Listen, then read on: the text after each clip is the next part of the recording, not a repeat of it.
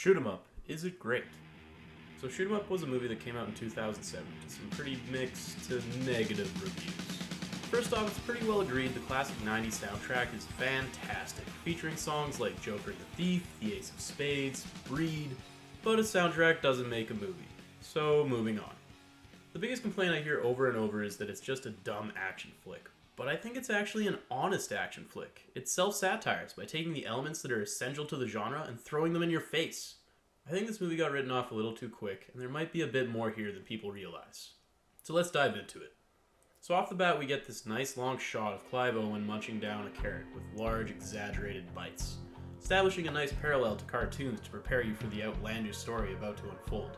The plot rapidly develops, and as it does, it clearly tells us it doesn't give a shit about realism or character development. What I love about this movie is the fact that it takes all of our standard action cliches and knocks them up to 11, doing the opposite of what most action movies want to do, which is hide the very necessary cliches that make up the shoot 'em up genre. For example, every one of these movies needs the hero to have some faceless group of bad guys doing something obviously very bad.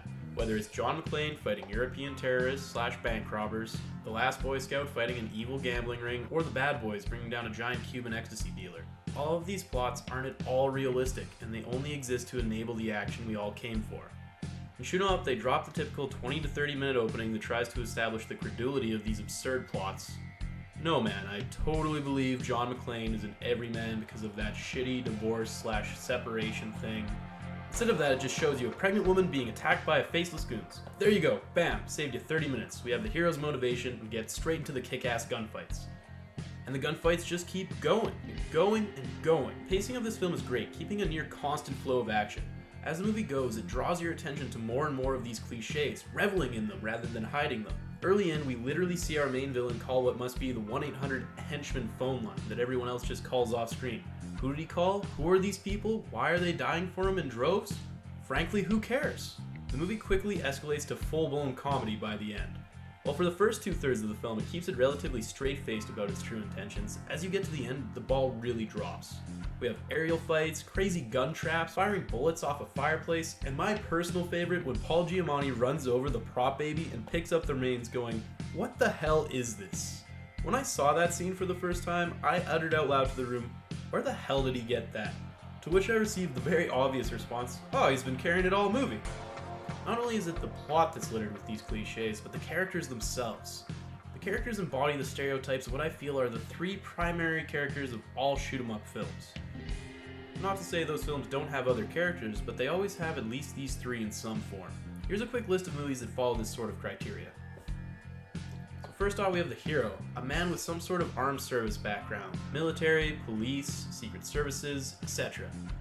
He is extremely inhumanly tough, able to perform literally any action the movie requires. Boost a car, pick a lock, fire a rocket launcher, with little to moderate effort.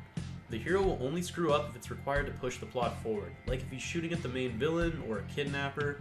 He is always considered either temperamental or unstable, sometimes both. The point of having this character around is to allow for the 1 versus 10 or 50 or 100 that the shoot 'em up movie needs to have. John Smith, our main man, is basically this character with no attempts to hide the absurdity of the archetype, pushing the limits of the never-miss powers to their very highest levels, allowing for some truly excellent dynamic gunfighting.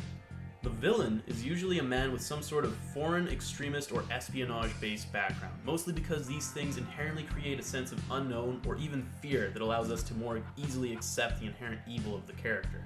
The character is always calculating, cruel, established, and has a plan. That plan and its motives may vary, but it's always inherently evil, stealing money, running a narcotics ring, or some political coup. The villain has always calculated every possible eventuality of whatever the outlandish scheme may be.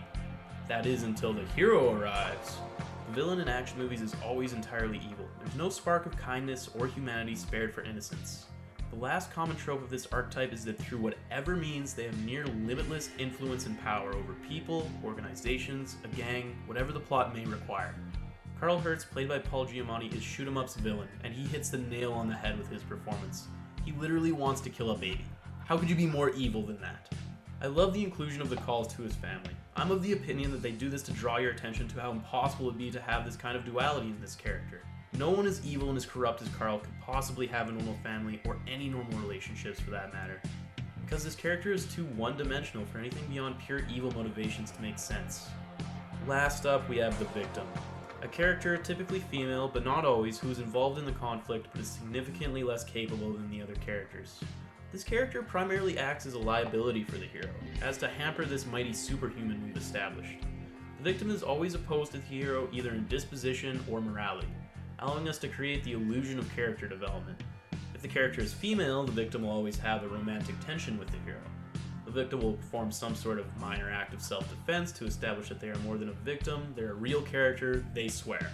The victim is always necessary to the hero in some way as well, as a witness, an expert, a doctor, or in this case, a milkmaid.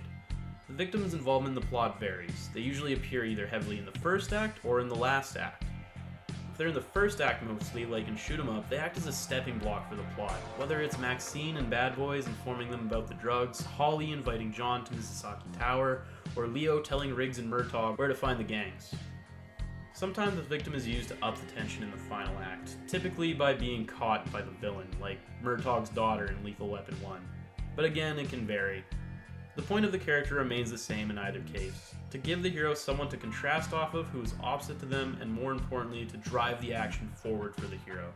Our victim embodies this role wholly. Her character, beyond being a sexy, underdressed romantic interest, another common cliche, is a milkmaid who provides milk for the little babe, and more importantly acts as a constant obstacle for John to overcome, thus upping the absurdity of his actions. Eventually, she has sex with John as the standard 2/3 of the way through the film timing. I enjoy the scene right before they have sex, where we have the obligatory emotional reveal handled with all the tact of a battering ram. How the hell does she feel comforted after that?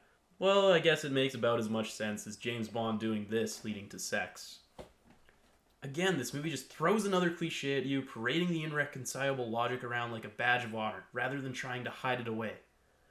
So in the end, Shoot 'em Up is a movie that takes the cliches that hide throughout the entire genre and brings them to center stage, making them so large and so obnoxious you have to laugh. I understand that for some people this isn't what they are there for, but for me, having grown up on all these films, I love laughing at this caricature of one of my favorite genres. Director Michael Davis put a ton of love and heart into this film. Well, on the one hand, he was making fun of the genre with this movie, on the other he was also playing an homage. The balance this film keeps of laughing at itself while keeping the action crisp and the dialogue witty is really impressive to me. Michael Davis obviously has a great understanding of the genre and what makes up these films. For what it is, it's perfect. If you're a fan of the genre, you should definitely check this out. It has some of the best gunplay and western action movies that you'll find, and if you love satire and exploring the genre, then all the better. For me, this movie gets a solid 8.5 out of 10. It isn't going to cause you to have some sort of epiphany or revelation, but it's a lot of fun. So that was Shoot 'em Up. I thought it was pretty good. Nice action movie. What did you think of it, Jay? I thought it came off a little bit cheap. I don't know. I can see the fun spirit that you like in the film. I just I couldn't invest in it. I couldn't invest in it for the action choreography, if you will. But the hand bullet thing was cool. I like handguns. I like puns, and I like very literal handguns. Well, alright. I guess that's the verdict there. Give me your opinion. Like, subscribe, and comment below.